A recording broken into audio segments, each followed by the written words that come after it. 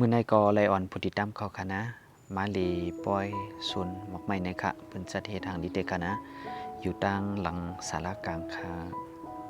วันนี้ก็ได้พาผู้ติดตามผมครับมาเที่ยวงานดอกไม้ที่เชียงใหม่ครับอันนี้ก็อยู่ข้างหลังที่ศาลากลางเชียงใหม่เนาะดอกไม้สวยมากเลยครับมีหลายชนิดหลายงานจะมีถึงปีหน้าครับมีถึงปีหน้าปี 2023 เนาะถึงประมาณวันที่2ครับ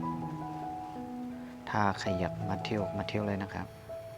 ตอนนี้ก็ยังเปิดกันอยู่ปอผู้ติดตามข่าวเขาใครมาเลด้วยในมาเลเลยกันนะพอดีมีถึงปีหน้าวันที่2เดือนที่1ปี2023ปีหน้าในค่ะ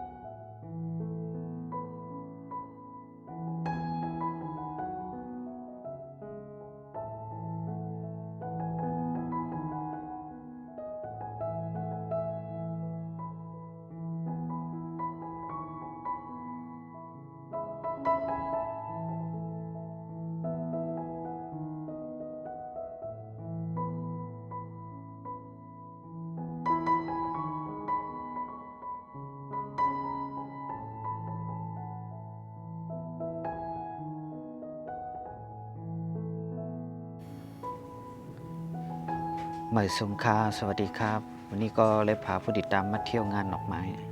เมื่อนั้นก็เลยอันผู้ติดตามเขาคณะมาเลยปล่อยบอกไม้ในค่ะเพราะว่าเป็นกลางค่ำในเตหางนี้เด็กค่ะนะก็แปลว่าครับขี่จักรยานเลดอนเจ้าแหก็เลยมาเวทไทยนะครับถ้าเป็นตอนเย็นจะสวยมากเลยครับแต่ตอนนี้เพราะว่าผมปั่นจักรยานออกกำลังกายตอนเช้าก็เลยมาแวะไทยครับมาครับไปเที่ยวด้วยกันไปชมด้วยกันครับทุกคนมาครับหลีจ้องกันด้วยจ้องกันค่ะนะ